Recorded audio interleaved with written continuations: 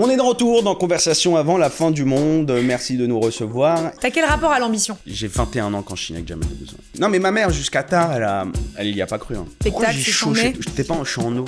Tu veux que j'ouvre la... Mais il pleut donc ça va faire du bruit. J'aime beaucoup cette phrase de Churchill qui dit que le succès c'est d'aller d'échec en échec avec le même enthousiasme. Tu la connais? Non mais j'aime bien. Non, j'ai un petit syndrome du côlon irritable quand même, je vais pas te le cacher. Ouais. Genre une raclette ça passe pas? Parce que vous ne étiez... me coupe plus jamais la parole quand même. Mais t'as pas envie qu'on fasse un podcast sans intro? C'est bien aussi.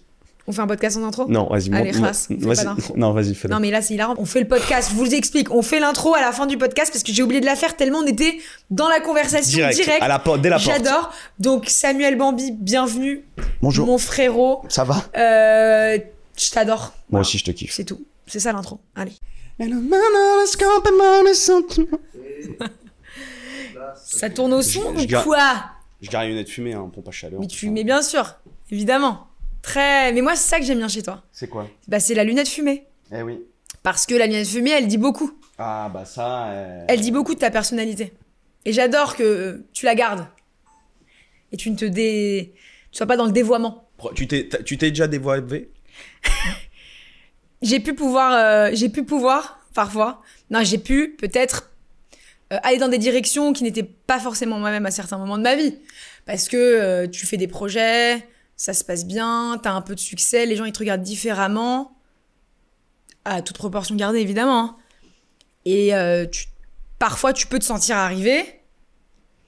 Il faut tout de suite... mais j'ai une famille qui me remet immédiatement en place, donc c'est impossible. Et des amis aussi? Des amis aussi, ouais. Ah, moi, j'ai plus des amis Moi, j'ai des amis, mais c'est-à-dire que même si demain j'ai un Oscar, ils me rappelleront à quel point j'ai été une merde toute ma vie. Oui? Ah ouais. Ah bon, ça c'est bon. Famille, ma mère, non, parce que non, ma famille, ça va. Je pense qu'ils sont fiers de moi, pareil à proportion gardée. Mais mes amis, c'est même violent. Ouais. T'as une grosse bande de potes?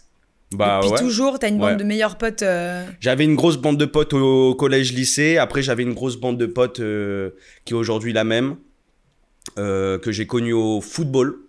Ouais? Ouais. Ok. On était dans un club de foot Paris-Ouest, alors que j'habitais Paris-Est. Ça, c'est vrai. Je jure, et ma mère, elle m'amenait tous les dimanches matins à 9h du matin, Porte Dauphine, alors que j'habitais à Nation. Ça, c'est fort. On va en parler de ça.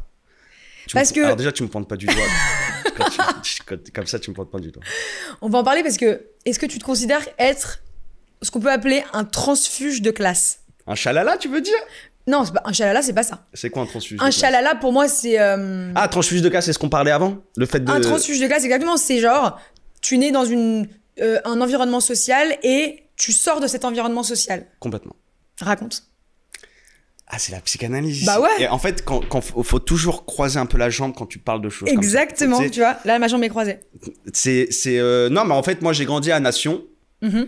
Et tous mes amis étaient effectivement dans le 16e, tout ça. Et comment tu les as rencontrés, tes amis du 16e? Je t'ai dit, dans un club de foot. Donc, tu es au foot. Donc, tu veux dire que voilà, t'habites dans le 12e, 11e 11e, ouais. Et le club de foot, il est où? Il est Porte Dauphine. Voilà. Pourquoi tu vas à Porte Dauphine? Non, mais parce que, en fait, c'est des amis. Mes parents, ils étaient amis d'enfance et de jeunesse avec d'autres gens qui ont eu des enfants. Juste, mes parents sont restés dans le 11e, tu vois, et d'autres sont partis Paris-Ouest. Et ils ont fait en sorte que leurs enfants restent amis, tu vois ce que je veux dire. Ok. Et donc, c'est comme ça que j'ai commencé à côtoyer tous ces gens en étant dans le 11e. Et vraiment, ça me saoulait. Genre, je me disais, j'aimerais bien. Moi, j'aimerais bien. Ça me saoule de prendre le périph' à chaque fois pour prendre. Tu vois ce que je veux dire? Bah, grave. Toi, tu l'as vécu aussi? Tu me dis que t'étais à Orincy? Oui, c'est un sujet qui m'intéresse parce que moi, je suis parfaitement un transfuge de classe. En tout c'est cas, la première fois que j'entends ce terme. J'ai effectué un transfuge de classe totalement volontaire, sans mépris aucun. C'est simplement que moi, j'ai grandi donc dans le 93, dans une ville qui s'appelle Le Rincy, Gagny même, pour être parfaitement exact. J'ai grandi à Gagny. G-A-G-N-Y. G-A-G-N-Y, 93 200. Très bien. Et donc banlieue, Seine-Saint-Denis, assez loin de Paris en réalité. Tu vois, c'est à 40 minutes en voiture quand même. C'est à 40 minutes de RER, pareil, RER-E, bon. Et je fais ma scolarité là-bas, c'est cool, super. Mais je sens qu'il y a un truc qui me bloque et qui va me bloquer dans mes ambitions. Parce que, je sais pas, genre j'ai des ambitions à ce moment-là dans ma life. Et à quel âge tu t'en rends compte de ça? Alors, je me rends compte assez jeune. J'adore, c'est moi qui fais le podcast. Je me rends compte assez jeune. C'est parfait. J'ai 14 ans, tu vois. Et donc, ce que je fais, c'est que je m'inscris dans 50 lycées privés parisiens pour qu'en première, je sois acceptée dans un lycée privé parce que, avec, tu sais, avant, tu peux pas être dans un lycée public si tu n'habites pas dans l'agglomération. Donc, un lycée privé, forcément.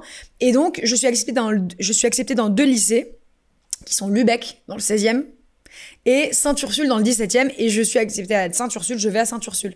Et de là, je rencontre plein de gens du 17e, du 16e, du 8e, et je me fais plein d'amis. Moi, j'ai eu ça aussi, c'est qu'à partir de la première, j'ai fait ma terminale dans une boîte à bac au Ranelagh. Ouais. Et quelle boîte à bac? Il s'appelait Gicourt. Ok. Tu connais? Gicourt? Ouais. Rien à voir avec la judaïté. Ça s'appelait Gicourt. Ouais. Et voilà, et j'étais là-bas, et c'est comme ça que, en plus de mes amis d'enfance et tout, que j'ai consolidé mes relations Paris-Ouest. Et c'est ça. Et après, depuis, voilà. Donc j'ai quand même, je suis resté à Nation jusqu'à mes 27-28 ans, et depuis peu, je me suis embourgeoisé vers ce Paris. Donc, on parlait de ce terme de transfuge de classe. Ouais. Et effectivement, je sais pas si c'est un complexe ou quoi, mais tu vois, je voyais tous mes amis qui étaient là-bas, bah, j'avais l'impression d'être, tu vois, le mec de dehors qui rentrait et qui devait rentrer dans ce cercle, et j'ai toujours été peut-être ce mec de dehors, quoi. Complètement. Toi, tu le ressentais, mais eux, est-ce qu'ils te le faisaient ressentir? Mais en vrai, quand tu sais, je les ai rencontrés au foot à 11 ans, après 14 ans, 16 ans, j'ai toujours été le mec drôle. Ouais. Donc je suis rentré dans ce groupe naturellement. Et de par, tu sais, pas eux ils sont violents, mais par la violence de l'enfance et de l'adolescence que le sont naturellement, bien sûr. Je serais pas resté dans le groupe si j'avais pas un intérêt à y rester. Bien sûr. Et l'intérêt c'était, bah il est drôle, bah il reste avec nous, tu vois ce que je veux dire. Ok. Voilà. Et donc comme j'avais mon applaudissement parce que ça rigolait, bah je me sentais pas exclu, quoi. Tu vois, j'étais là et ça rigolait, quoi. Donc transfuge de classe, on va dire en mode bande de potes, etc., sortie, machin. Et ensuite, transfuge de classe aussi par rapport au métier que t'exerces. Est-ce que t'as des artistes dans ta famille? D'où ça vient l'humour, vouloir faire de la scène, etc. Alors il y a pas d'artistes, mais il y a des âmes d'artistes. Ouais. Moi j'ai un oncle qui avait un petit groupe de rock. J'ai une tante qui chante, j'ai ma sœur maintenant qui fait du mobilier en céramique. Je te montrerai, c'est très beau. Ah ouais, grave. Et sinon, non, mon métier comme ça, non. Non, mes parents sont le cliché parfait du petit parent juif séfarade. Ma mère était dans le sentier. Ouais. Mon père a fait un peu plein de métiers d'entrepreneur pour au final finir dans les énergies renouvelables. Bien sûr. Tout à fait. D'où les lunettes fumées ce matin, quoi. Bah, exactement. Il me les a prêtées avant d'aller en rendez-vous. Et donc, pas d'exemple réel d'artistes dans ta famille? Non, les exemples, c'est les idoles que j'ai, les Gad, les Jamel, les Inconnus, Eli Kaku, Eli Diodo, tout ça, c'est eux mes exemples. Tu les écoutes, tu les suis depuis que t'es jeune? Ah ouais. Ouais. Et en plus, moi, j'ai une nature, je sais pas si c'est une nature addictive, mais je pense que des spectacles de Gad, j'ai dû les voir 200 fois. Ouais. Titanic, aucun rapport, hein, mais Grease, je l'ai vu 974 fois. Je le connais par cœur. Ah ouais. Tac, et on remettait la casquette. VF ou VO? Non, VF quand t'es Bien petit. sûr. VF. Alors, moi, c'est ça que j'adore, c'est les gens qui connaissent les films par cœur en VF. Mais t'as vu comment ça c'est fort. Quand il les revoit, comment ça... Alors, ça te dégoûte un peu parce que t'es habitué maintenant au VO. Ouais. Mais ça te rassure. Ah, ça a du charme. Ça fait du bien. Il y a des films que tu peux regarder qu'en VF, en Maman, fait. j'ai raté l'avion en VF, qu'est-ce que c'est bien. Tom Hanks en VF, c'est bien. Tom Hanks, Forrest Gump en VF, bien sûr. Bien. Évidemment. C'est trop bien. Moi, c'est plus Charlie's Angel. En VF? Ouais. Cameron Diaz, Demi Moore. J'ai vu, ils ont essayé de refaire un... Ouais, ils l'ont fait avec Kristen Stewart, d'autres meufs. Et c'était bien? C'était... la BO est folle parce qu'il y a Ariana Grande qui fait des chansons dans tous les sens. Le film, après, voilà. Mais bon, ça fait plaisir. Mais qu'est-ce qu'il est bien, Charlie Angel, quand il arrive. Mais alors, je sais pas si... Il y en a deux. Je sais. Mais le mec qui sent les cheveux, c'est dans le 1, ça? Ouais. Quand il danse... Alors, je sais pas si parce qu'on est petit, c'était incroyable, ou si ça ressort maintenant avec notre âge, tu vois ce que je veux dire? Bah, en fait, ça a vieilli, mais ça a très bien vieilli. Mais est-ce que les gens de notre âge à l'époque, quand il est sorti, on dit, waouh, c'est top, ou c'est parce que nous, on était c'était une grosse comédie, un gros film gaulerie américain, nimp. En plus, c'est assez féministe aussi, parce que 3 meufs comme ça, sympa, tu vois. Sympathique. C'était une série de base. Ouais, Charlie et ses drôles de dames. Mais là, bon, voilà. Donc ça c'était donc là non mais j'adore. Ouais, et je te suis sur Gad Elmaleh parce que Gad Elmaleh pareil, dans ma famille c'était une institution, c'était genre on le regardait une fois par semaine quoi, tous ses spectacles d'ailleurs. Toujours. On a été le voir, on connaissait tout par cœur, tous les sketchs. Eli Kaku aussi beaucoup, Eli Kaku c'est incroyable. Eli Kaku c'est trop fort parce qu'il y a vraiment il y a pas de vanne, c'est du jeu. Il y a pas de vanne. C'est que, regarde bien, il n'y a pas de vanne comme nous, on fait 1, 2, 3, bam, ça va rigoler. C'est que du jeu, de la puissance comique, c'est trop fort, Eli Kaku. Et toi, quand est-ce que tu commences à vouloir faire de la scène, commencer à faire rire hors de ton cercle d'amis? J'ai toujours voulu ça. Toujours. Je me rappelle quand j'avais 10 ans, j'étais dans le métro et je me disais, mais tu te rends compte, les gens, ils sont avec une future star dans le métro, ils savent même pas. Excellent. Ils le savent même pas, en fait. Bah ouais. Ils sont là, ils font leur journée dans le métro et moi donc depuis que je suis petit, je voulais absolument faire ce métier et je sais pas par quel chemin passer. Je savais pas par quel chemin passer jusqu'au jour où mon ami Kev Adams, je me rappelle, il était même pas connu mais il faisait une interview dans le Pronzo, c'était un comedy club qui est en face du Jamel Comedy Club et qui est collé au Rex, pardon. Ouais. Et tu te rappelles du Pronzo? Non, tu connais pas cet endroit. C'était un lieu où tout le monde, genre je me rappelle la première fois que j'arrive. Donc, excuse-moi, c'est Kev qui faisait une interview qui disait, moi, la première fois que je suis monté sur scène, c'était dans ce lieu, un Pranzo, qui était tenu par Emmanuel Smadja. Je te montrerai le lieu. Et il y avait tout le monde, Kian Kojandi, Bérangère Krief, Kéron, Malik Bentala, toute cette génération juste avant, ils étaient là. Et moi, j'arrivais, j'étais émerveillé. Personne n'était connu, hein. Ouais. Mais je me rappelle que c'était eux, quoi. T'avais quel âge? 16 ou 17. Ah ouais, putain, j'en mets. Attends, Kev, tu le rencontres comment? Non, plus tard, après. Je vois une vidéo, je le rencontre plus tard. D'accord, ok. Parce qu'après, il explose et tout, et et moi, j'étais là juste à vouloir mettre un pied sur scène qui était compliqué. Donc, tu regardes une interview de Kev Adams et tu te dis, ok, faut que j'aille... je vais aller à ce lieu. Je vais dans ce lieu, ouais. Tu vois ces gens qui montent sur scène et tu te dis, ok, enfin là, c'est... j'ai compris que c'était ça qu'il fallait, vu que déjà tous commençaient un peu à faire de la télé. Il n'y avait pas Bref et tout encore. Ouais. Ça commençait un peu à faire de la télé, il y avait un peu des trucs et tout. Je me dis, c'est ici. Et de toute façon, il faut commencer. Il y a des cafés-théâtres. Aujourd'hui, on dit les comédie clubs, mais avant, c'était les cafés-théâtres. Je sais qu'il faut commencer. Donc, il faut que j'écrive un 5 minutes. Et après, je monte, j'écris un 5 minutes de sketch. C'est quoi le sketch? Mais c'était nullissime. Bah ouais, mais c'est quoi? C'était nullissime. C'était un truc de... En plus, je savais tellement pas quoi raconter. J'avais 16 ans, tu vois. Qu'est-ce que je vais raconter? Ouais. Et en plus, comme Kev était en train d'exploser, je voulais pas raconter ce truc du mec, de l'ado, tu vois ce que je veux dire. Ouais. Donc, je me rappelle même, j'avais vu un sketch de Chris Rock. Et je l'avais complètement... Mais en fait, pas dans un but de copier. Ouais. Dans un but de... Il faut que je monte sur scène, il faut que je me dépucelle. Donc, il faut que j'aille avec quelque chose qui marche. Et après, une fois que mon corps, il connaît la scène, je vais écrire mes histoires. Je comprends grave. Et donc, j'ai été avec un... Mais c'était nul. Bah, quand tu fais des vannes sur le Kentucky alors que t'es à Paris 11, c'était nul ici. Je l'ai la vidéo en plus. Et bien sûr. Tu vas me l'envoyer. Enfin, si tu veux. Et donc, il y a des rires quand même un peu? Non, mais en plus, j'ai fait la pire erreur, c'est que tous mes amis que je te l'ai dit tout à l'heure qui sont virulents, j'ai fait l'erreur de leur dire pour la première fois que je monte sur scène, venez me voir. C'est-à-dire que t'as la pression de la première fois et en plus, tous tes potes, ils font qui rigolent pas du tout à l'endroit où il faut rigoler. Ils rigolent parce qu'ils voient que t'es en train de souffrir, tu vois ce que je veux dire. Bien sûr. Parce que nos amis, même si c'est nos amis, ils se foutent de ta gueule. Non, mais oui, n'importe quelle situation, tu aimes voir un ami c'est mal, pas souffrir méchamment, tu vois, pas une perte, mais t'aimes voir un ami se faire humilier. C'est comme ça. C'est comme ça.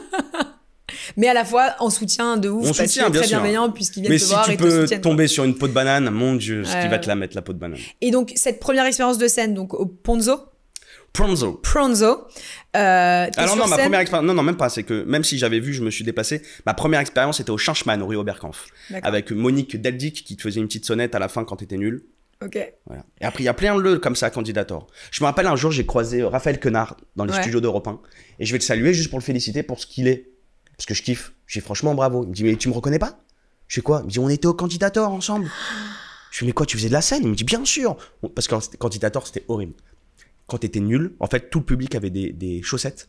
Ouais. Et quand t'étais nul, on te les jetait les chaussettes. Non, dans la gueule. Et tu sais pas la violence. Fou. Ok. Et, bien sûr. Et cette première expérience de scène, ou en tout cas ces premières expériences de scène, t'apprends évidemment 1000 choses à mon avis parce que c'est incroyable. Mais tu te dis voilà, il faut que je fasse de la scène, il faut que je fasse du cinéma, il faut que je fasse du théâtre, il faut que je fasse du stand-up. Non, moi j'aime la scène.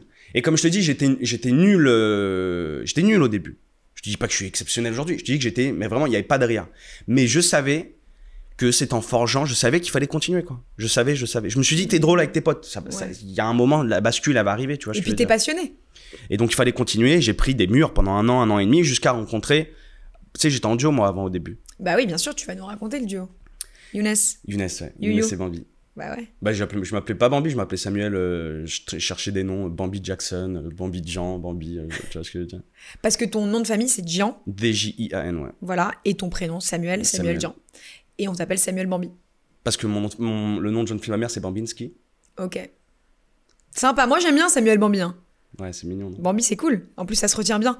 Et donc, tu rencontres... Je rigole pour Bambinski. Ah bon? J'aurais kiffé que ce soit une vraie Mais histoire. non. Ah oui. C'est quoi le nom de ta mère? Pas Bambinski. Il y a du Ben, mais... Ouais. Il y a du Ben. Ben Binsky.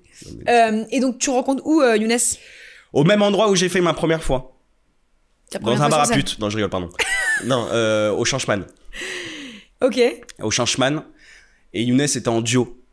Oh, quoi? Je te jure. Ah, il a trompé. Il a son dual. C'est qu'il a vu, comme moi, on a vu l'énergie qu'il y avait entre lui et moi. En fait, il était en duo et il est arrivé en retard dans son sketch. Donc moi, je devais jouer. Et moi, comme j'étais en fond de salle, il me dit, je peux m'asseoir là parce que, bref, je sais pas, vas-y. Et je vois qu'au bout d'un moment, il y a un mec qui monte sur scène et lui, il le rejoint. Donc c'était une mise en scène. Ah. Tu vois. D'accord. Et donc, ils jouent ensemble. Et donc, on commence à être poteaux comme ça. Et Younes et moi, on avait une énergie, on avait déjà un même délire, ça allait très très vite. Bam bam bam, on rigolait ensemble, on charriait juif arabe. Et il y a un moment, comme avec son duo, bah ils étaient pas trop motivés, ou ils essayaient des choses, et ils voyaient quand même l'énergie. Et un jour, je crois que Younes et Nico, il s'appelait Nico le monsieur, devaient monter sur scène. Nico plante, il dit bon bah vas-y j'ai la date, tu sais c'est des 5 minutes, c'est comme des comedy clubs. Ouais. Donc on s'est vu 1 heure avant, on a dit bon tu dis ça, je dis ça, un peu, et c'était incroyable. Première fois de ma vie qu'on me dit mais on peut vous voir en spectacle et tout. J'appelle Younes sur demain, je dis mais t'as vu ce qui s'est passé? Ah waouh, ah génial. Vas-y viens on fait. J'y viens, on voit Nico, on lui explique, mais l'arabe et le juif, imagine comment ça, c'est trop bien quoi. Ah ouais. Et après on a fait ça, après je te passe, on a joué encore, on a joué, quand je te dis vous avez fait même un spectacle ensemble? Ouais. Mais on a joué, attends, avant le spectacle, on a joué, mais j'en jouais 4-5 fois par jour partout. Dès qu'il y avait une moitié de lumière, un micro allumé, on jouait. Oh là là, génial. Et après, un jour, on va au Comedy Club de Jamel. Ouais. Et il nous remarque et on est signé par Jamel. Bah attends, raconte ça, ça se passe comment? Ça se passe tous les mardis au Jamel Comedy Club. Il y a la Deb Jam qui est un tremplin de l'humour. Donc des gens pas confirmés qui peuvent venir jouer 5 minutes. Et d'ailleurs c'est 5 minutes. Il y a un mec qui s'appelait Jean-Michel Joyot, si tu jouais 5 minutes 30, il te rappelait plus jamais. Ah ouais? Jamais. Et il t'engueulait, hein, il disait, parce que nous on s'en fout de toi, hein, parce que nous on a le Marrakech du Rire, tu rates le Marrakech du Rire, le Jamel Comedy, tu vois, ouais, quand t'es jeune et tout, on va... Et un jour on arrive et on voit Jamel qui est caché, tout le temps il se cachait pour voir les nouveaux talents. On dit à Younes, et nous en 5 minutes on n'arrivait pas à s'exprimer. Parce qu'on est en duo, on a besoin et tout. On dit, viens, on a fait 18 minutes. Non. On a braqué la salle. Mais on a retourné la salle. Ah ouais, génial. Ok. Et Jamel nous a signé. Et tu rencontres Jamel ce soir-là? Tu vas le voir à la fin? Non, il nous salue. Oui. Ah ouais? On est tremblant. Bah tremblant, bien sûr, Jamel. Jamel, c'est... Et il nous signe la même année que Alban, Jason Brokers, Fadili Camara et Foudil Kaibou. Ok, stylé. C'était quand ça? 2015 ou 2016, ouais, 2015. Donc t'as... c'était il y a 10 ans, donc t'as 20 ans. J'ai 21 ans quand je signe avec Jamel Debbouze. Énorme. Et attends, ça se passe comment dans ta vie? T'as un retentissement, tes parents, ils en pensent quoi? Tes potes? Ouais, ils sont... Si. Non, mais ma mère, jusqu'à tard, elle y a pas cru. Hein. Ouais. Même moi, je te raconte, ma mère, le soir, on fait le Marrakech du Rire, j'ai 23 ans. C'est bien, à 23 ans, de faire Marrakech du Rire, t'es sur M6. C'est ouf.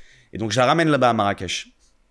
Après, je la ramène dans la loge. Je lui présente Jamel, Mélissa, qui lui disent, votre fils, oh, il est super, un truc, Je lui dis, on rentre dans le taxi pour aller à l'hôtel. Je lui dis, t'es fier? Elle me dit, non, oui, je suis fier, mais ça y est, bon, t'as fait ton kiff. Ça y est. On reprend les études. Ah ça ouais? y est, tu l'as fait ton kiff. Je suis maman, moi, je viens de faire M6 et tout. Elle me dit, oui, ça y est, tu l'as fait ton truc. Allez, vas-y, fais vraiment. Ah bon? Et qu'est-ce que ça te fait quand elle te dit ça? Ça me fait rien. Non, là, parce que j'ai une tête, parce que c'est le matin. Parce que tu crois que je suis triste et tout, mais attends. Parce qu'il faut que mon corps, il se décongestionne. Bien sûr.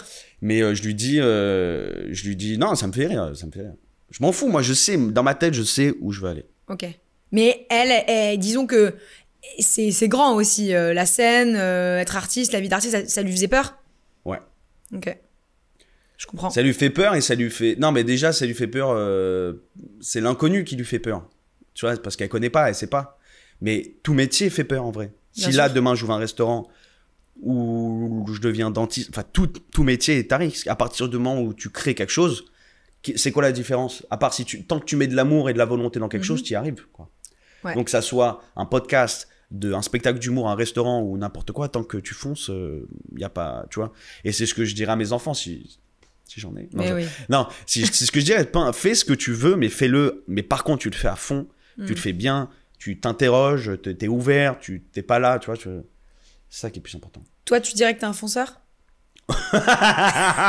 Sérieux? Ouais, je suis un fonceur. Hein. Bah ouais. Je peux te le dire. Je suis un fonceur, non, je suis un... T'as quel rapport à l'ambition? Ah, il faut être ambitieux.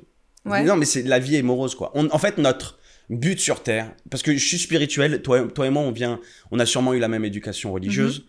Et moi, je suis spirituel. Le dogme, après tout ça, la pratique religieuse, et c'est un autre sujet, mais la spiritualité est très importante pour moi. Et toute forme de création, qui soit artistique ou quoi, est une spiritualité. Bien sûr. Et je suis persuadé que notre but sur Terre est de créer. Vu qu'on est dans une création, Dieu nous a offert une création pour la seule chose, c'est de créer. On est là pour créer. Et donc, créons en permanence. Et créer avec excellence, pas créer. Donc, l'ambition est là, de créer avec excellence. Donc, tu es ambitieux. Enfin, en tout cas, tu veux aller loin, tu as un objectif et tu es aussi exigeant. Ah ouais. Bah oui, parce que je te dis pas que dans tout ce que je fais, mais en tout cas, j'essaye de repousser au maximum la médiocrité. Ok. Et quand tu y es confronté, comment tu le vis? C'est-à-dire un soir qui se passe mal, pas de rire, ou un soir qui se passe moins bien. Non, un soir qui se passe pas bien. Pas en ce moment, parce que je sais que le spectacle est excellent et que... Mais tu viens quand? Bah, je vais venir, mais je sais, j'ai que des retours de ouf, c'est le meilleur spectacle. Pourquoi j'ai chaud? Je suis en eau. Tu veux que j'ouvre la... Mais il pleut, donc ça va faire du bruit. Mais on peut ouvrir si tu veux. Faut que j'enlève tout. Le mec prend tellement ses aises. Sur le podcast de Julia, après une petite mi-temps. Non, il fait chaud, vous vous rendez pas compte, vous êtes là derrière vos écrans. Peut-être qu'il y a la clim chez vous, mais là j'ai un peu chaud. Et puis c'est impressionnant d'être en face de Julia. Croyez pas, c'est impressionnant d'être en face de Julia. Arrête. Si, parce que quand tu sais qu'il y a eu Eddie De Pretto, Marc Lévy. C'est vrai, c'est vrai. Donc l'exigence, oui. L'exigence, donc... Ouais, donc... Comment tu vis un soir qui se passe moins bien ou toi qui es moins dedans ou un quoi? soir qui se passe pas bien, c'est pas de la médiocrité, ça fait partie du processus. Ouais. Donc tu dis pas tout est nul et tout, c'est le processus.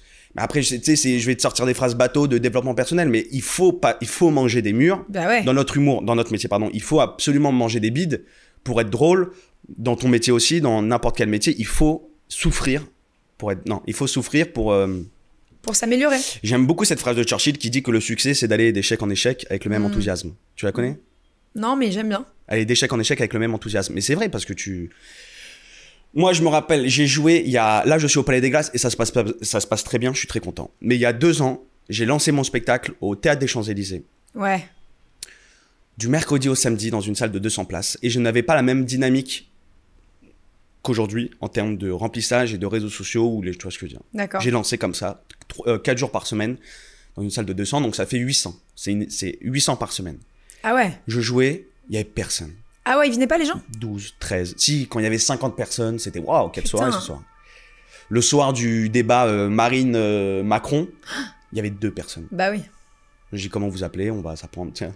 Dans le Théâtre des Champs-Élysées qui est une salle quoi. Le studio des Champs-Élysées, il y a 2 salles dans la salle de 200. Il y a la salle de 1007 et de 200. Et cette période-là, tu l'as vécue comment? Et donc, c'est ce que je te dis, c'est que quand je la vis, je suis dans une souffrance pas possible.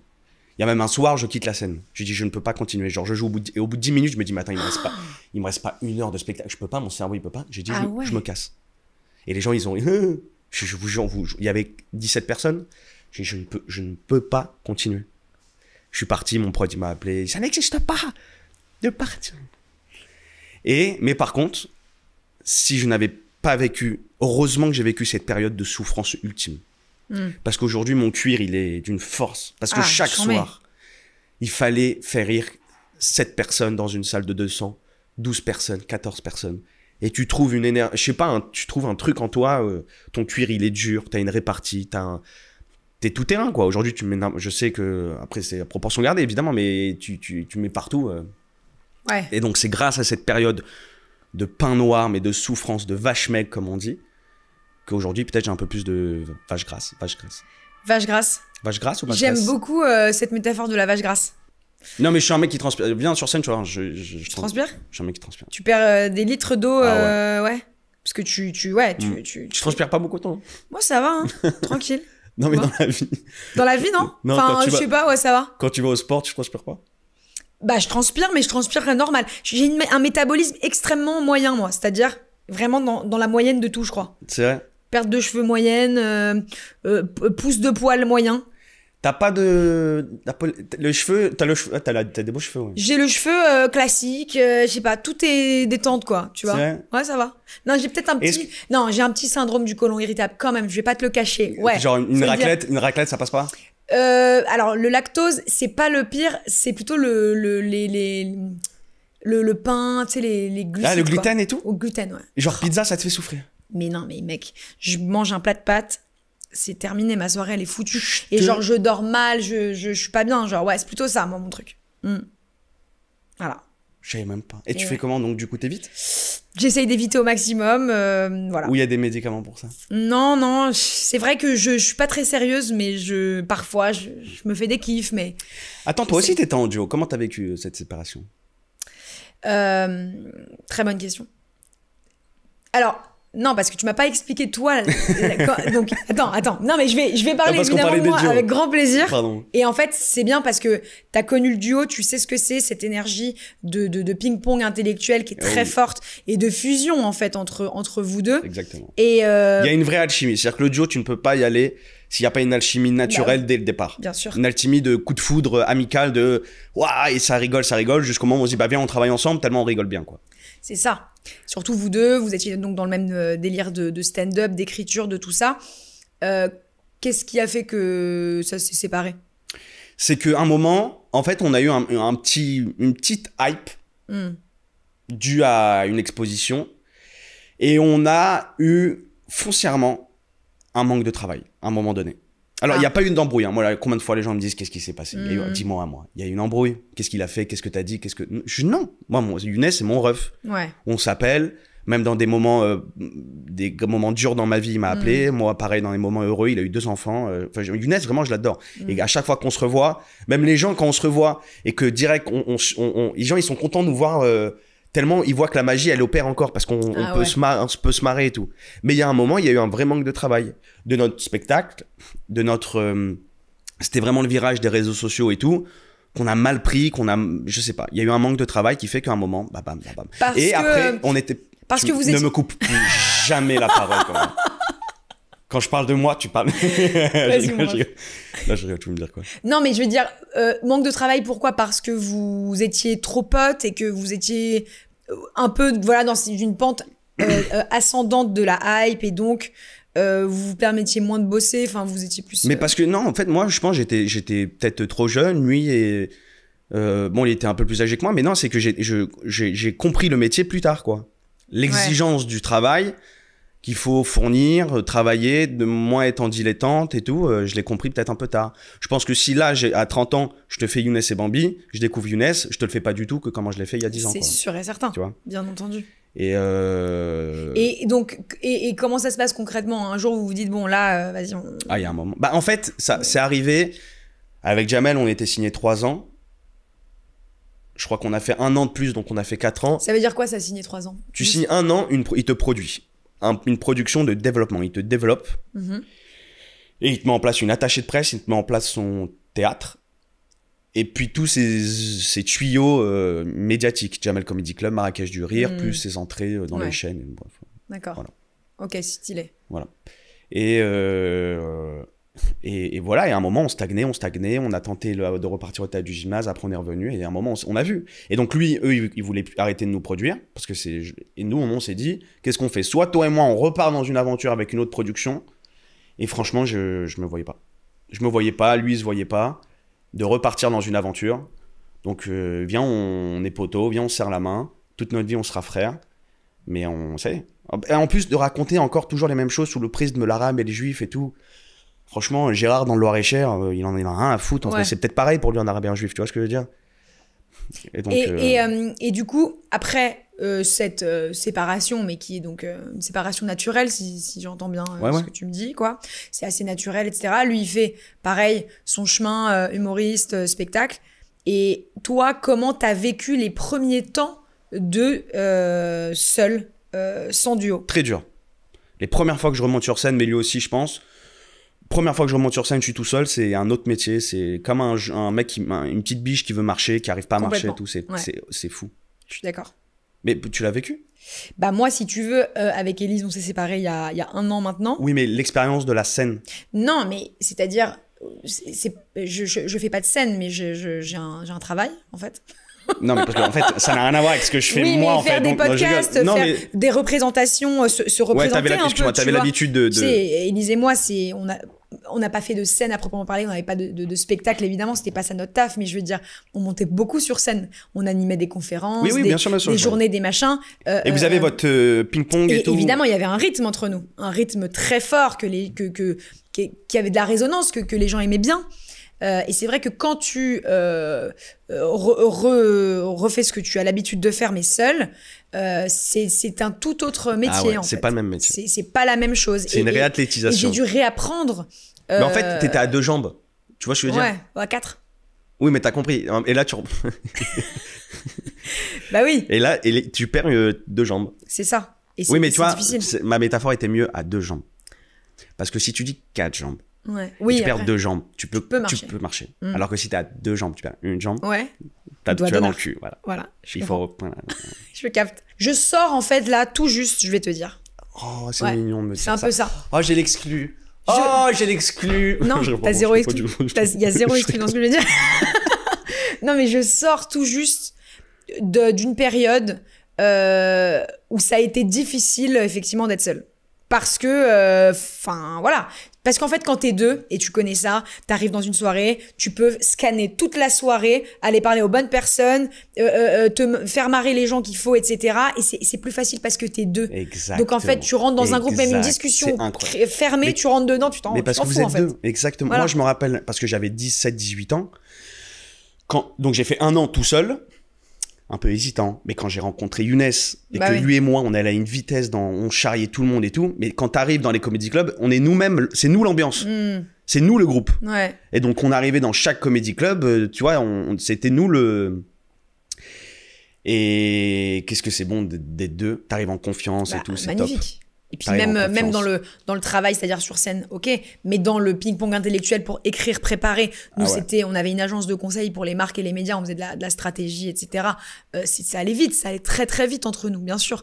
Et dans ce que tu dis, j'ai ressenti aussi un peu ça, et elle aussi, au bout d'un moment, un manque de travail parce que ça tournait en rond. Il y avait un truc qui tournait en rond. On a fait beaucoup de choses. On a fait le podcast Coming Out, on a monté le média Fresh ensemble, on a tout fait. Franchement, on a tout fait ensemble. Mais c'est vrai qu'à un moment, j'ai eu 30 ans, elle aussi, il y avait un truc qui tournait en rond. On n'arrivait plus à sortir de nouvelles idées, des choses innovantes. Et pour ça, il faut aller chercher ailleurs, quoi, tu vois. Et est-ce que tu as vécu ça, toi Est-ce que au bout d'un moment de solitude, on va dire, enfin en tout cas de travail seul, quoi, sans duo, il y a un moment où tu t'es dit, j'ai compris pourquoi on s'est séparés. Et j'ai compris et j'ai mûri et maintenant je suis ailleurs, je fais autre chose. Mais la dernière année, je crois qu'on avait écrit un sketch en 1 an, c'était pas possible, quoi. Alors que quand tu vois, franchement, il faut pas s'arrêter. Aujourd'hui, il y a des mecs qui te font une vidéo par jour sur scène. Ouais. J'ai des potes, ils font une vidéo par jour. Tu peux pas faire une vidéo un sketch en 1 an. Donc il y avait un vrai manque de travail de nous 2. Hein, c'est vraiment les 2. Hein. Les 2, on s'était reposés sur notre petite magie qu'il y avait entre nous. Ouais. Et après, quand j'ai écrit ce spectacle, ou même j'ai fait d'autres projets que d'être chez Click ou quoi, où je me suis rendu compte du vrai travail et à quel point quand tu le fais bien, c'est salvateur. T'as eu donc une chronique chez Click. J'étais à Miss Météo, ouais. Exactement. Une fois par semaine. Très gaulerie. Et c'était comment cette expérience? C'est la meilleure expérience. Franchement, d'écrire un sketch chaque semaine et tout, c'est top. Franchement, Donc un sketch par semaine sur l'actualité. Mais non. Pas forcément? Non. Parce que j'ai souvenir de Rachida Dati. Oui, mais parce qu'elle était là. Ouais. Mais sinon, j'ai fait... Non, en fait, je faisais un personnage par semaine et mon but, c'était de faire les personnages à côté de l'émission. Ouais. Le community manager, le cuisinier, le blablabla. Et quand il y avait des personnages, des invités importants comme François Hollande ou Rachida Dati, je faisais des personnages en fonction de... Donc François Hollande, j'ai fait Sarkozy. Rachida Dati, j'ai fait Brice Hortefeux, on va dire. Parce qu'elle a eu une petite histoire avec Brice Hortefeux, tu sais, elle lui a mis une claque et tout ça. Ouais. Ok. Et bosser avec Mouloud dans cette émission-là, Canal, ça se passe comment? Bah, ça se passe bien. Moi, en plus, ce qui était dur pour moi, c'est que au début, je crois pendant un mois, je sais pas ce que je peux faire. Donc, je fais des chroniques. Comme la scène, c'est nul. Ah nul. Bon? Et je prends des vagues de méchanceté sur les réseaux. En plus, il y a Roman qui excellait depuis 1 an et demi. Roman Frécinet. Voilà, Roman Frécinet, il excellait depuis 1 an et demi. Et il s'était retiré pour justement... parce que ça passait en quotidienne maintenant, Click. Et tous les humoristes qui venaient étaient jugés sur le Frécinet au mètre. Tu vois ce que je veux dire ça, mais c'est normal, il était trop fort. Bien sûr, bien sûr. Et moi, ce que je faisais, je faisais des Mouloud, je parlais avec Mouloud, mais j'ai l'impression d'être Roman. Mais tu te prends pour... Arrête. Et donc, une fois que j'ai trouvé ce truc de fais des personnages, tu sais faire ça, et là, je me suis éclaté. Ah, tu te remets grave en question, j'adore. Mais t'es obligé, t'es fou. Ouais. Non, mais je l'observe. Bah ouais. Et donc, oui, encore un moment un peu difficile et après tu t'es trouvé. Mais donc encore une fois, tu dis, voilà, le travail, en fait, c'est le travail. Ah ouais. C'est en travaillant que tu te trouves. Mais c'est comme le mur du son, tu vois. Tu sais, t'entends le bruit. En fait, l'avion, le mur du son, avant qu'il passe le mur du son, ça tremble.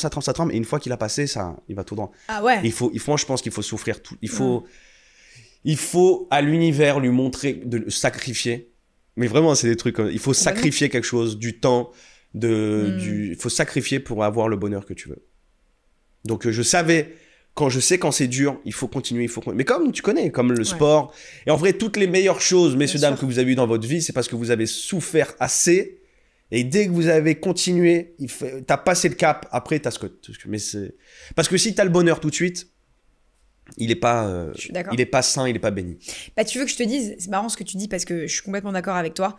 Et avec Élise, peut-être t'as connu ça avec Younes, mais vous bossiez à fond et tout, mais il y a eu un truc on a eu toute proportion gardée, encore une fois, évidemment, mais on a monté un média féminin qui s'appelle Fresh, qui est parti, mais direct, en 2 millions d'abonnés, folie, etc. Et ça a été très vite. Le premier, c'est Fresh, hein, c'est pas Coming Out. Non, le premier, c'est Fresh. En 2017, on a 22 ans, genre.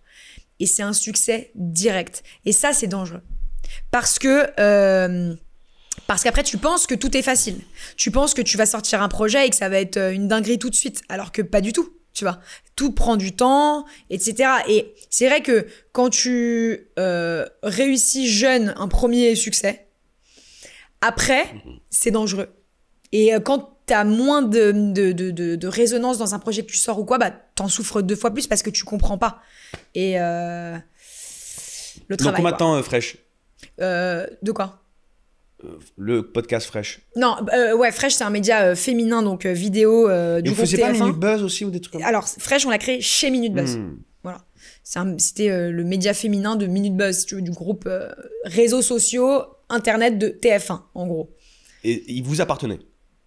Alors, il nous appartenait pas en tant que tel, mais par contre, on l'a créé de A à Z. On a tout dessiné, la ligne édito. Au début, on avait une page blanche, on a écrit Fresh, on va faire ça. Tout était dirigé par nous, même les publicités, même le commercial. Donc en fait, on faisait tout du média. Les interviews, le casting, l'écriture, le montage. C'est formateur, mais non, mais par contre, c'était une école, pour le coup, unique. C'était exceptionnel. On a rencontré énormément de gens. C'est là aussi où j'ai rencontré beaucoup de gens, où j'ai appris à interviewer, où j'ai appris à comprendre comment ça marche Internet, qu'est-ce qu'il faut faire pour que ça marche, tout en essayant de rester un peu intelligente et engagée. Et après, on a monté une agence, on bossait avec plein de marques, etc. Et en parallèle, on a monté le podcast Coming Out. Et Coming Out, Coming Out, pareil, dès qu'on le sort, c'est charmé, quoi. Ça marche super fort. Parce que le sujet aussi est fort. Voilà, des personnalités qui racontent leur coming out comme ça, une espèce de catalogue où tu vas, tu pioches, tu vas voir les gens que t'aimes, t'écoutes leur coming out, c'était kiffant. Mais voilà. Vous avez fait vous êtes auto-interviewé ou pas? Non. On a toujours refusé de le faire. À un moment, on voulait peut-être le faire et je sais pas, et au final, ça s'est pas fait, mais non. Est-ce que tu veux qu'on le fasse maintenant? Tu veux le faire? Non, Avec plaisir. Non, non, mais comment t'as... Non, après, je veux pas, si les gens savent pas... Tu peux? Non, mais comment t'as appris à ta famille, ton entourage que t'étais gay? Alors, la première question qu'on posait aux interviewés Allez, vas-y. dans Coming Out, c'est quel est ton plus vieux souvenir d'attirance pour une personne du même sexe? Ok? Ton plus vieux souvenir. Donc, les gens, ils disaient... Quoi? Vas-y, refais-la. Julia, bonjour. Merci d'être avec nous sur ce podcast. Et la première question que j'ai envie de vous poser, c'est quel est votre plus lointain souvenir d'une attirance d'une personne du même sexe? Merci beaucoup pour cette question extrêmement bien posée, que je n'ai jamais entendue ailleurs. Oui, parce qu'en fait, cette question, je l'y ai pensé ce matin en me lavant les cheveux, mais on vous laisse. D'ailleurs, ils sont extrêmement propres et très soyeux. Alors, mon plus vieux souvenir d'attirance pour une personne du même sexe, à savoir une femme, je crois que c'est vraiment au cinéma. La base, hein, j'ai envie de te dire. Enfin, voilà, Vicky Cristina Barcelona, un film exceptionnel de Woody Allen, où je vois une scène entre Penelope Cruz et Scarlett Johansson qui se pécho. En plus, elles sont en train de développer des photos, enfin, dans une chambre noire. C'est Woody Allen, une ambiance de fou. Ouais. On croit que c'est Almodovar, mais c'est Woody Allen. Une chambre de noir, donc voilà, photo exceptionnelle, et les deux sont... Enfin, elles sont toujours aussi sublimes, mais à ce moment-là, elles ont 35 ans, les deux. Elles sont au top de leur beauté. C'est une folie, la scène. Ok? On aurait aimé d'ailleurs qu'elle dure plus longtemps. Bon. On a les rushs, hein, si tu veux. Si tu veux plus longtemps de... Tu connais Woody? Peu là.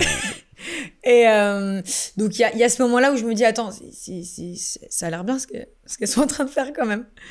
Et t'étais avec quoi? Avec ta famille, un petit copain, un cousin?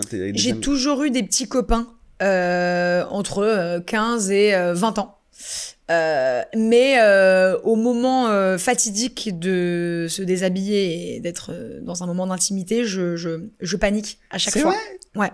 Je panique à chaque fois, j'invente des histoires, j'ai une urgence, je dois quitter la chambre ou l'appartement où on est ou quoi que ce soit, et je suis toujours d'ailleurs tombée sur des mecs hyper gentils d'ailleurs. Et pourquoi tu regardais pas une vidéo de Vicky Cristina juste avant? Parce que j'en avais pas vraiment l'idée, vraiment. Je me disais pas, tu kiffes les meufs à ce moment-là. Ah. Entre 15 et 20 ans, je me dis pas, tu kiffes les meufs. Je me dis, bon, bah, c'était pas lui. C'est pas le bon. Voilà, tu vois. Donc, en fait, je ne couche même pas avec des garçons avant de rencontrer enfin une personne de qui je tombe amoureuse instantanément, qui est donc ma première copine, mon premier amour. Et je tombe amoureuse d'elle direct. Elle aussi, très important, un détail important, parce que donc j'apprends, si tu veux, mon homosexualité dans une histoire d'amour, ce qui est assez génial, parce qu'il y a deux manières de faire un coming out. C'est soit tu le découvres en rencontrant quelqu'un, et là c'est cool parce qu'il y a une réciprocité, donc tu peux c'est concret, quoi, tu peux être active, si tu veux, dans la recherche. Et sinon, bah, tu t'en rends compte seul, et à ce moment-là, t'es un peu solo comme ça tous les soirs dans ton lit, et tu te dis putain, je suis dans la merde. Mais t'avais pas peur quand t'as rencontré cette personne de se dire elle est pas du tout dans le même délire que moi? Si, mais ça s'est fait tellement naturellement, et il y avait forcément, enfin, il y avait des indices, genre, tu vois, on est devenus meilleurs amis en une semaine, ok? Et genre, je l'aimais comme plus que ma meilleure amie. Tu vois. Et c'était pas normal parce que je la connaissais depuis quelques temps, et voilà. Et elle, c'était pareil, et on était très proches, et on s'est rapprochés progressivement. Ça a été extrêmement progressif, le rapprochement corporel. Et à un moment, il y a eu un rapprochement vraiment de corps à corps. Et la première fois qu'on s'est embrassés, j'ai compris tout de suite que, en fait, bon, voilà, c'était ça, mon intuition, elle était bonne.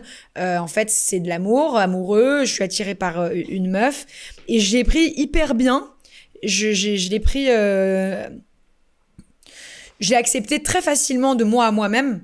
J'avais peur du regard des autres, j'avais peur de ma famille, mais par contre, je me suis dit, c'est cool, parce qu'en fait, la meuf, j'étais folle amoureuse d'elle, et elle était trop fraîche, donc je me trouvais fraîche d'avoir pécho une meuf fraîche, tu vois ce que je veux dire?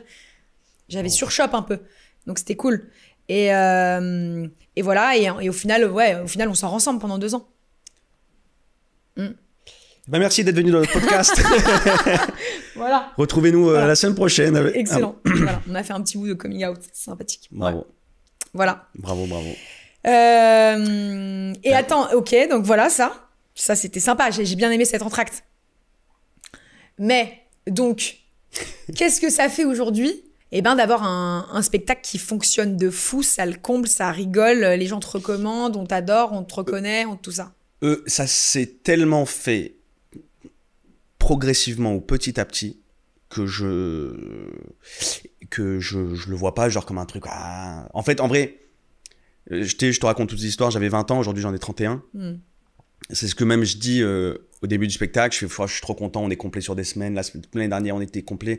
Et je vous dis, je peux pas dire comme tous les artistes, genre, ouais, c'est incroyable ce que vous me faites vivre. Moi, ça fait 10 ans que je vous attends, les gars. Tu vois ce que je veux dire? Ça fait 10 ans que. Oui. C'est pour ça que j'ai grossi. 10 ans, j'ai commandé à bouffer entre temps, tu vois. Mais je vois pas, moi, que t'as grossi. C'est vrai? Ouais. Et tout le monde me dit que ah ouais? Bon, mais parce que ici, on est dans une bulle d'amour, ça n'a rien à voir. Ouais, ici, on est dans une. Ça se sent. Ici, mais quoi? J'avais chaud au début et là, je suis. On est yam de fou, là. Moi, j'adore. Et donc, c'est trop bien. Il parle de quoi ton spectacle? En fait, c'est une histoire que je raconte. Ça s'appelle Machine parce que c'est un personnage loser. D'ailleurs, il porte des vêtements loose un peu trop grands pour lui, mais qui essaye d'être classe. Moi, j'aime bien, je sais pas si t'as vu des images, j'aime bien, il y a un décor, il y a un tapis rouge. J'aime bien remettre du glamour un peu, du musical dans le stand-up. Ah ouais? Là où peut-être on est trop parti dans je vais pas dire le schlag, mais on est trop parti dans la décontraction. Même que ça soit sur la tenue sur scène ou je veux qu'on remette des paillettes. Je veux qu'on remette du musical. Je veux que ça, là, je veux des cuivres. Tu vois ce que je veux dire? Excellent. Et donc ce personnage. Ah, donc ça chante, ça danse, ça. Léger, ça va. Non, mais. Ça, si, ça chante. En vrai, ça chante et ça danse. Ça chante et ça danse. Mais t'as une voix, hein? Yeah, ben. T'as une belle voix. Bah ouais. Et si tu n'existais pas. Et donc, c'est un personnage qui se prend pour une machine du début à la fin. Et il te raconte une histoire de pourquoi c'est une machine, en faisant évidemment des digressions. Et au final, il se rend compte que tout ça, c'est du flan, quoi. Mais là où il est fier de ce personnage, c'est qu'il continue. C'est que même s'il prend mur sur mur, mais comme je te raconte peut-être depuis le début, même s'il prend mur sur mur, il continue. Il va tout droit. Et que je suis un loser peut-être, mais je suis un loser magnifique. Je perds, mais avec brillance, quoi. Allez. Voilà. Et comment on fait quand on est humoriste et qu'on écrit un spectacle sur le fait d'être un mec qui a un personnage, pour se dissocier du personnage de l'humoriste dans la vie? La drogue avant tout.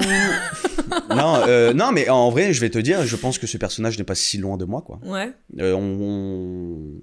Ce mec un peu qui aime, tu vois, ses petites lunettes fumées, qui aime bien s'habiller en croisée, qui vient en croisée, qui met un logo B, tu vois, juste je prends des traits de moi que j'extrapole, quoi. Comme les autres humoristes prennent des traits de Paul Mirabel n'est pas si loin de ce qu'il raconte, quoi. Il n'est pas évidemment comme ça, mais Roman Frécinet n'est pas si loin de ce qu'il raconte, quoi.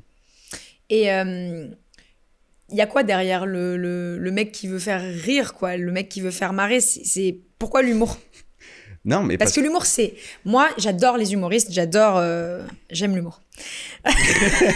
J'adore l'humour. Moi, j'aime me battre. Non, évidemment, mais il y a toujours... Enfin, moi, ça me fascine, en fait, d'utiliser ce procédé de faire rire, parce que c'est la première qualité. Quand on me dit, c'est quoi la première qualité que tu regardes chez quelqu'un, un homme, une femme, c'est l'humour. En fait, si tu te marres avec une personne, c'est bon, c'est gagné. Enfin, voilà.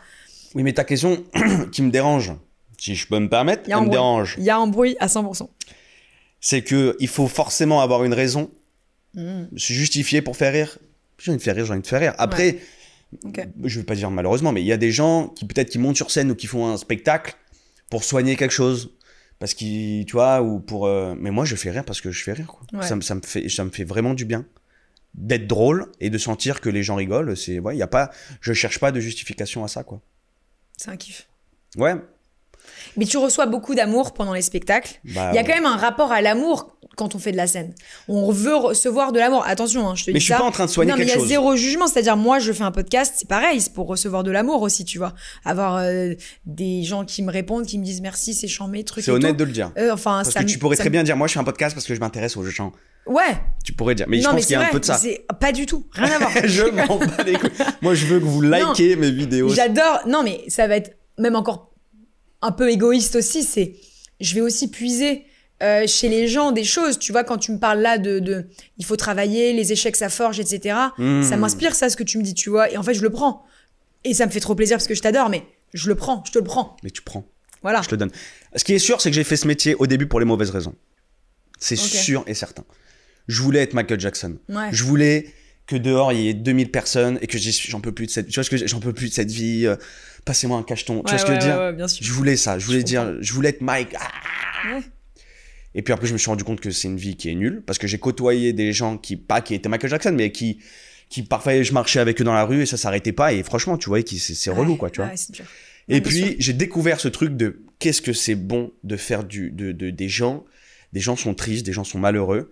Et que si le temps d'une heure, 1h30, je suis un médicament de légèreté, c'est un truc incroyable. Ouais, bah, je ressens ça à fond aussi. C'est quand, voilà, les gens écoutent là.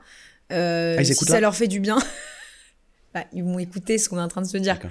Donc là, quand je le dis, ils écoutent pas parce que, bref, t'as compris quoi. Mais, ça me fait kiffer de me dire ils vont passer 1h, 1h30 là à se détendre en fait. Et c'est cool. Et ça va leur faire du bien, ils vont écouter des bonnes choses. Toi pareil, ils vont se marrer. J'espère. Et qu'est-ce que tu veux alors? C'est quoi ton rêve? Hollywood. Ouais. Non. Hollywood Boulevard. Hollywood Boulevard. Il y a un McDo là-bas qui est super. Non, ce que je veux, c'est continuer à franchir des étapes. C'est-à-dire que même si pour moi, genre quand je te raconte, j'ai stagné, en vrai, depuis que j'ai 20 ans, chaque année, j'ai pris un step, et je veux continuer dans ce cercle vertueux que je fais. Alors, il y a des années où ça va un peu plus vite que d'autres, comme tout le monde, mais je veux continuer, je veux être moteur de projet aussi. Aujourd'hui, je suis pas moteur de projet. Tu mets pas un nom Samuel Bambi sur un projet et tu as des... Et tu as des investisseurs, ou, tu vois ce que je veux dire, ou peut-être les gens se ruent dans le cinéma. Ça peut arriver très vite. Ouais, ça va. Ça peut arriver. Écoute-moi, ça, un claquement, un buzz, un truc, une vidéo, un truc, ça va très vite. Complètement. Bah non, mais tu vois des fulgurances, des Raphaël Quenard, des Paul Mirabel, des gens comme ça qui ont pris en 1 an, 2 ans énormément de notoriété parce qu'il y a eu plein de trucs, etc., une effervescence autour d'eux. Donc, ouais. Et donc, grâce à ça, être moteur de projet, parce que j'ai plein d'idées, plein de trucs et tout, et voilà, continuer. T'écris, toi? Ouais, j'écris, ouais. T'écris du ciné et tout, t'écris des choses. Ouais, j'aime bien. Et alors, qu'est-ce qu'on fait? Qu'est-ce qu'on fait? Bah, j'ai des idées de séries, j'ai des idées de films qui sont en pré-prod. Il y a des trucs en pré-prod, des choses qui sont en production, des choses qui sont en lecture. C'est un temps long. Ouais. La création est un temps long et encore plus le fait de fabriquer des choses. Et ce qui est très dur aujourd'hui, et d'ailleurs j'ai envie de faire une vidéo, je la ferai, je te la montrerai avant. Ouais. C'est que on est tellement inondé de contenu. Inondé de contenu. Ouais. C'est que quand tu vois une série qui arrive sur Netflix, les gens savent pas, ils disent ouais. Ils peuvent dire ouais. La personne qui a créé ça, mais tu sais pas que ça fait 4 ans. Elle a fait déjà, elle a écrit. Elle a tapé à toutes les boîtes de prod. Elle leur a dit, s'il vous plaît, truc. Il y a eu des retours avec les boîtes de prod. Après, il a fallu gérer les comédiens. Il a fallu gérer les budgets. Après, t'as tourné. Après, il fallait monter le truc. Après, là. Mais tu sais, la transpiration. Ouais. Et toi, t'es sur ton canapé avec un peu de chips comme ça. Et t'as fait, mais c'est ça. Et c'est ça qui est fou dans ce métier. C'est que les gens qui te regardent, c'est les gens. C'est les gens, c'est toi qui es, sur ton canapé, dans un moment de détente absolue, ça arrive sur Netflix, pendant 2 jours, il y a une petite hype, et après, il y a une autre série mexicaine qui arrive, une autre série colombienne, et c'est... Mais c'est horrible. Mais c'est pour ça, je crois que même Xavier Dolan, il a fait un stop, non, pour ça? Il a... Alors, non, lui, c'était plus par... Oui, enfin, c'est assez lié, c'est vrai.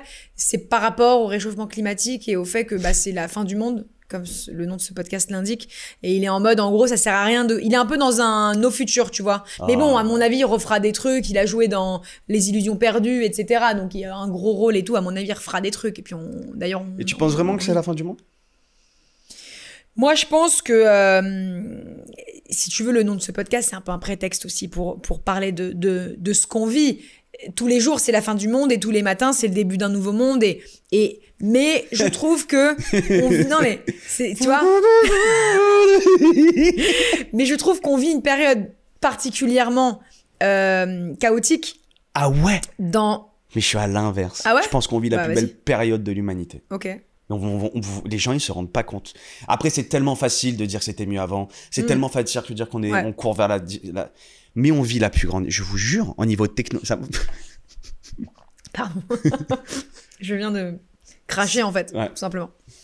Ouais, on vit une bonne période, ouais. Non, mais j'ai vu un truc que j'ai pas envie de... Non, on vit la plus belle période de l'humanité, moi je te le dis.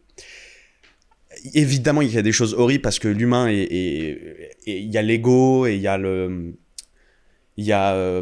despotisme, bref, tout ça. Mais tu te rends compte qu'aujourd'hui, que c'est efficace ou pas, il y a une organisation mondiale qui réunit tous les pays pour stabiliser la paix dans le monde. Où c'est arrivé? Alors que ça marche pas, c'est de la politique, ça marche pas. Le monde entier s'est confiné. T'y crois pas, je m'en fous. Mais le monde entier s'est confiné pour protéger des vieilles personnes quand même. Ouais, c'est vrai. Juste pour ça. Tu crois que ça existait avant ça? Il y a des aides, il y a des associations, les gens s'aident, mais c'est incroyable. On se rend pas compte. Non, mais ça peut être aussi très positif la fin d'un monde. Hein.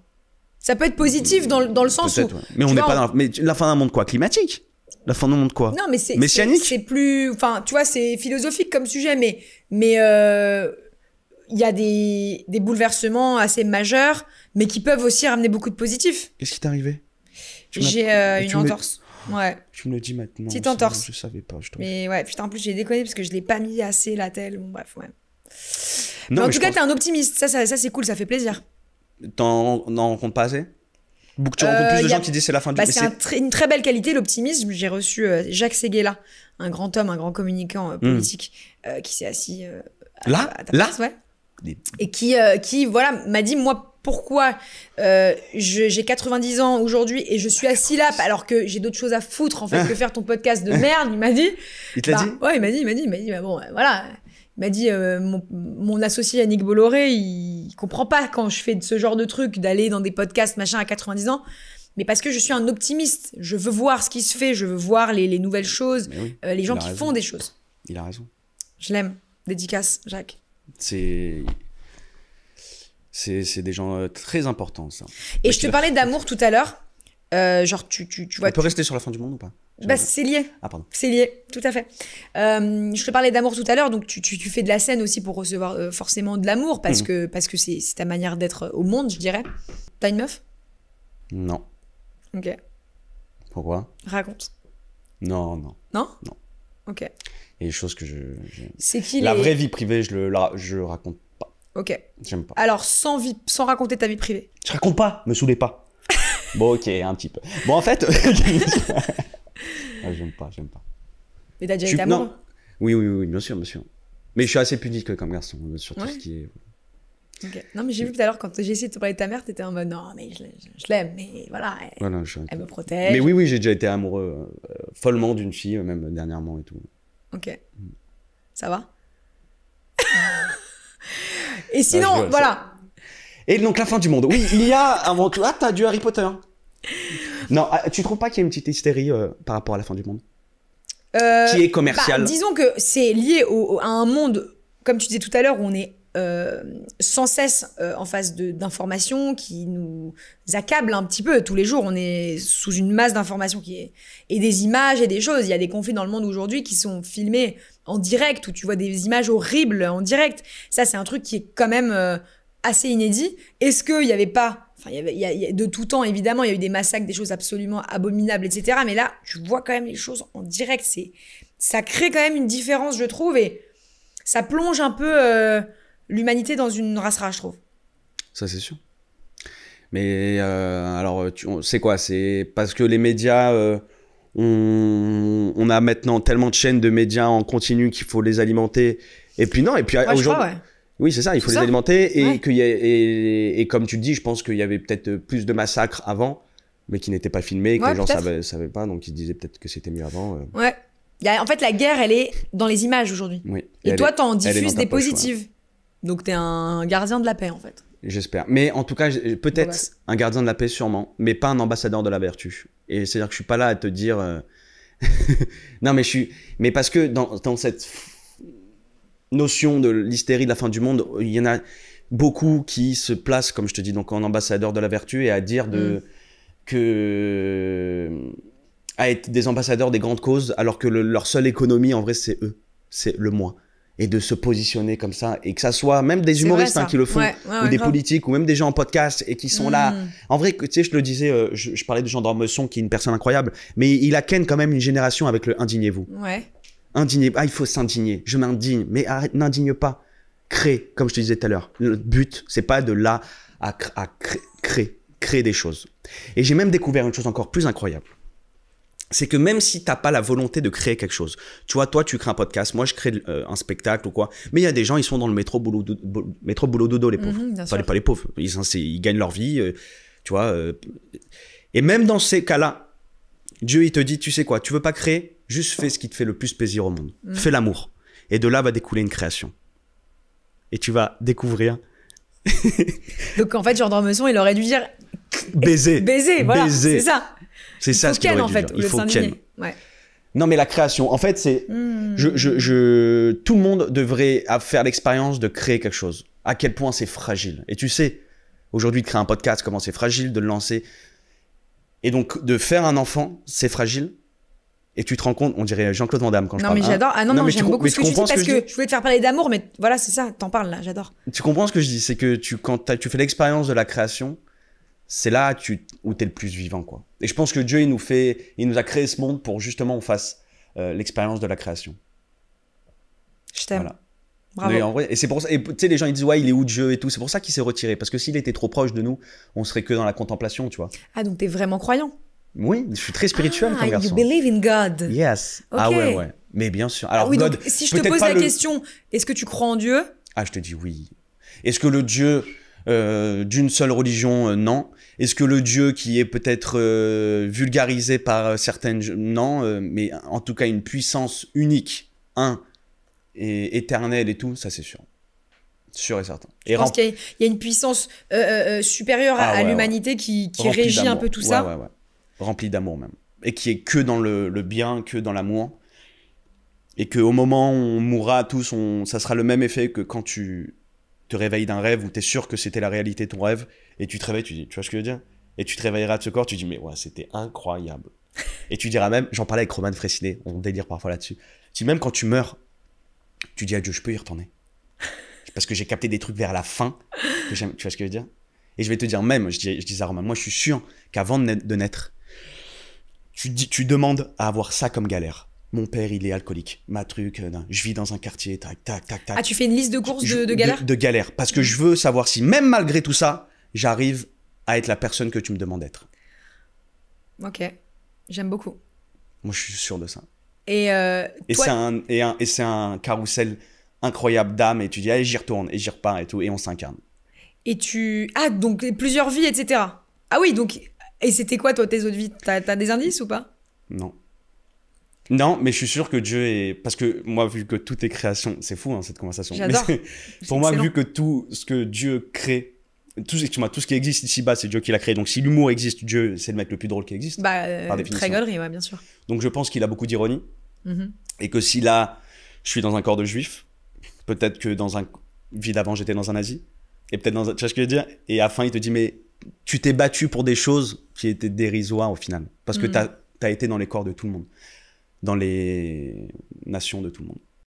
On est de retour dans Conversation avant la fin du monde. Merci de nous recevoir. On était sur la spiritualité juste avant, mais oui, donc t'es assez spirituel comme mec, de ouf même.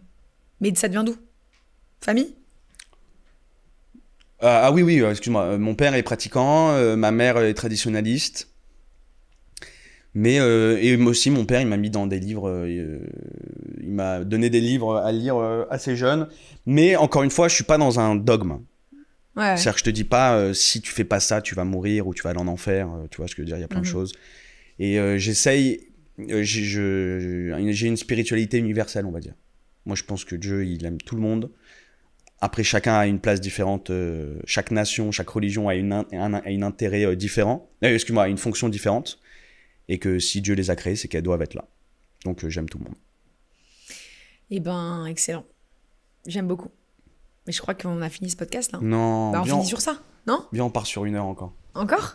Tu veux? Par contre, tu reviens quand tu veux. Hein. C'est vrai? Ouais. Tu dis... Non, mais Hanouna, il dit pareil aussi. Tu reviens quand tu veux. Vraiment, j'ai kiffé. Et en fait, tu sais quoi? J'ai même pas préparé. Pourquoi? Parce que je suis dans une nouvelle phase du podcast, là. Vraiment. Et je suis en mode, en fait, je veux que ce soit des conves comme as. Non, mais moi aussi, je voulais te poser une question. J'ai oublié. Putain. Est-ce que tu penses que si tu profites de quelque chose, c'est forcément au détriment de quelqu'un?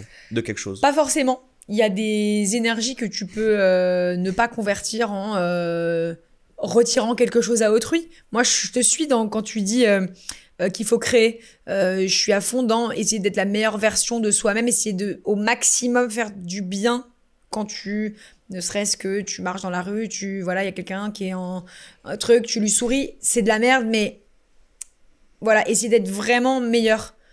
Et t'es spirituel? Je pense que je suis très spirituelle. Je pense que je suis spirituelle. Après, à la question croire en Dieu, j'ai pas encore réellement, je me suis pas mis d'accord avec moi-même si j'y crois ou pas. Qu'est-ce qu'on t'a inculqué? Moi, je viens d'une famille traditionnaliste juive. Un père qui a imposé la religion juive dans son foyer, une mère qui n'est pas juive, qui a épousé la religion quand même parce qu'elle a adoré. Elle est extrêmement... elle est convertie judéophile, ma mère. Elle n'est pas convertie, mais ma mère, si tu veux, elle allait déjà en vacances en Israël avant de rencontrer mon père. Elle avait des amis juifs. Elle aimait ce délire. Il y avait un truc... non, je crois qu'elle avait fait Jérusalem, etc. Elle avait été visitée, tu vois. Elle a été déjà sortie avec des feuilles. Enfin, il y avait un truc. Et d'ailleurs, on lui a fait son thème astral il n'y a pas si longtemps. Et la personne lui a dit, c'est marrant, mais votre thème astral, il a la forme parfaite d'une Magen David. Non. Sur ma vie. Fou! Comment un thème astral peut avoir plusieurs formes? Tu sais, les planètes, machin et tout, quand tu relis les planètes, tu vois? Non. Ouais, fou. Et c'est marrant, tu vois. Et donc, moi, j'ai grandi là-dedans, donc en faisant toutes les fêtes religieuses, etc. Mais en remettant grave en question aussi, tu vois, j'ai un peu une obsession aussi qui n'a rien à voir avec la spiritualité, mais j'ai un problème avec la manière dont on applique la religion. Ah ouais. Et dont les hommes pratiquent la religion. Et comme on vit dans un monde assez inégal entre les hommes et les femmes, elles se font ken dans ce deal. Et je trouve ça dommage. Mais j'apprends, je lis, j'essaye de me dire que Dieu... Oui, mais c'est pas la religion, c'est les époques... Oui, tout à fait. C'est la manière dont on applique ça. Parce que la femme, la place de la femme dans la religion juive, c'est une reine, hein. Et toute notre histoire... C'est ce qu'on dit. Non, mais bien sûr, mais dans les faits, c'est pas le cas, tu vois. Oui, mais parce qu'à l'époque, c'était... Oui, la femme devait être substituée à l'homme, bon bref. Tu vois, ouais. Mais toute notre histoire, c'est des femmes. Complètement. Il y a les grandes matriarches de la Torah, Sarah, Ruth, Rachel, etc. Esther et tout, ouais. Tout à fait. On se rappelle plus des œuvres de Moïse que Sarah. Arrête, il y a le livre d'Esther. Oui, mais une femme n'a pas le droit de lire la Torah, n'a pas le droit d'étudier la Torah, par exemple. Tu vois, ça, d'étudier, si. De monter à la Torah, oui. Non. Il y a des choses comme ça que je comprends pas, mais qu'il faut m'expliquer, tu vois. Mais je t'explique. En fait, je te l'explique parce que, en fait, pendant que les hommes ils sont à la Torah, il faut qu'elle prépare la cuisine, le ménage. Et non, je rigole. Non mais c'est vrai, c'est le cas. Non, on dit, bah si, on dit, non mais en vrai, c'est chacun son rôle. C'est ça qu'ils te disent les rabbins, etc. avec qui j'ai discuté. Chacun son rôle. L'homme, il travaille, il étudie, il apprend aux enfants la religion, et la femme, elle gère le foyer, ce qui est un rôle également aussi très sacré.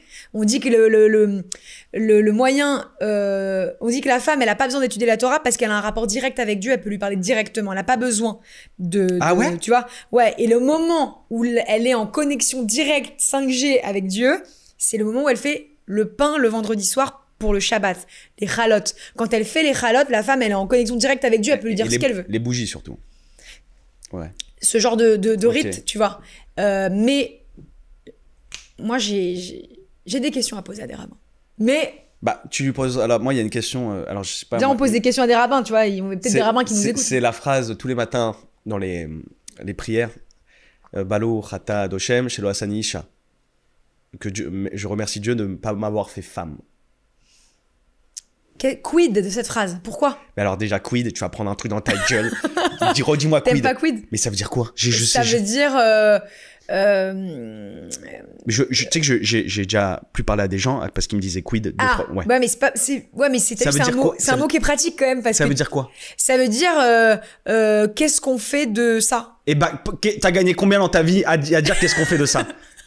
Et en plus, quid, si tu me dis que c'est les initiales, c'est même pas les initiales? Non, je crois que je sais même pas comment ça s'écrit, je vais te dire. Q-U-I-D, j'aurais dit. Oui, Q-U-I-D, sûr et certain, j'ai déjà vu. Okay. Mais quel... J'ai déjà vu quelque part, genre.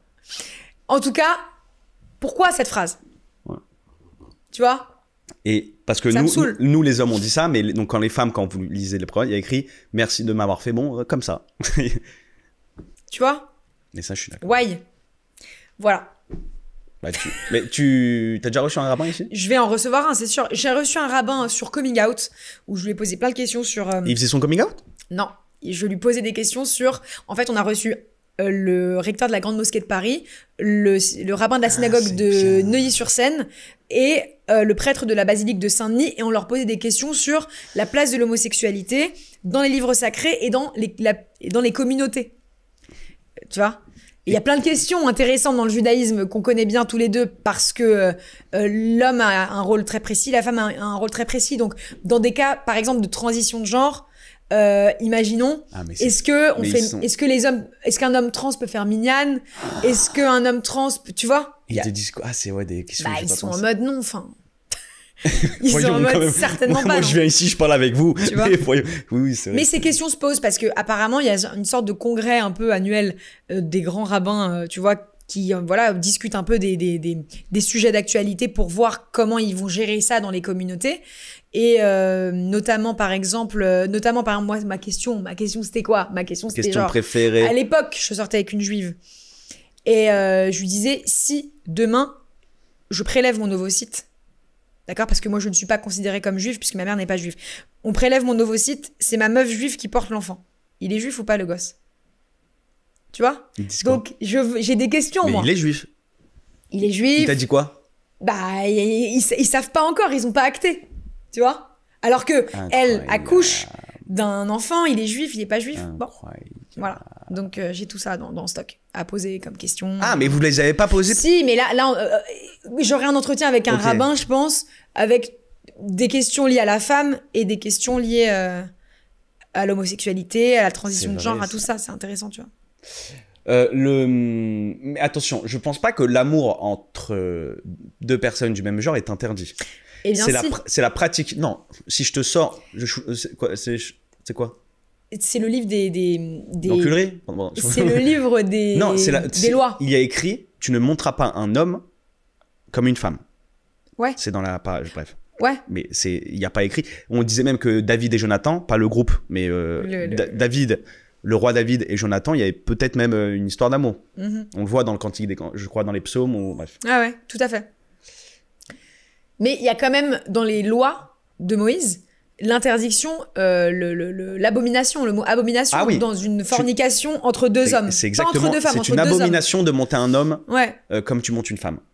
Et c'est dans la phrase qui suit ou celle d'avant, c'est tu ne monteras pas un animal, donc tu vois, ils te le mettent dans le même... Mais encore une fois, tu ne monteras pas un homme comme tu montes ta femme, en gros. Mais il n'y a pas d'équivalent pour les femmes. Il n'y a pas écrit... Tu ne forniqueras pas avec une femme comme tu forniques avec un homme. Il n'y a pas écrit, il n'y a pas de mention de sexualité entre femmes. Ah non, ça nous excite encore plus, donc on l'a laissé... Voilà, donc qui a écrit ce livre? C'est un cum, tu vois ce que je veux dire? Oui. Bon, j'ai des choses à dire. Mais il faut que tu lises... Mais c'est pour ça, même si je suis très croyant, il faut que tu lises Nexus. Ok. De Yuval Harari, qui dit une phrase incroyable, c'est que ce sont des livres... Aujourd'hui, ce sont des livres infaillibles. Tu ne peux pas remettre en cause, mais qui sont écrits par des hommes faillibles. Et c'est ça qui est fou. Ouais. C'est qu'ils ont compilé, ils se sont dit, bon, on va mettre ce texte-là. Mais une fois qu'ils ont mis le point final, ils ont dit, ça y est, c'est infaillible. Et que et que c'est la première technologie, c'est ça. C'est de dire que c'est infaillible et que tu ne peux pas remettre en cause. Parce qu'en fait, ils te parlent de toute l'histoire de l'information. De ça, des premiers pigeons voyageurs jusqu'à l'IA maintenant. Ah, j'adore. Mais tu vas adorer. Putain, t'aurais dû me le ramener. Eh ben, je te le ramène. J'ai pas besoin de je te le ramène. Ok. Attends, il faut... il faut faire une info. Dis merci. Merci à vous, c'était un plaisir. Je m'appelle Samuel Bambi pour ceux qui m'ont découvert ce soir. Ou ça dépend, peut-être tu regardes ce podcast le matin. Et je joue mon spectacle au Palais des Glaces tous les mercredis à 21h. Vous êtes tous et toutes les bienvenus. Salut tout le monde. Merveilleux. En plus, t'as vu, je l'ai fait sans le micro. Ça va être éclaté. Ça va être éclaté.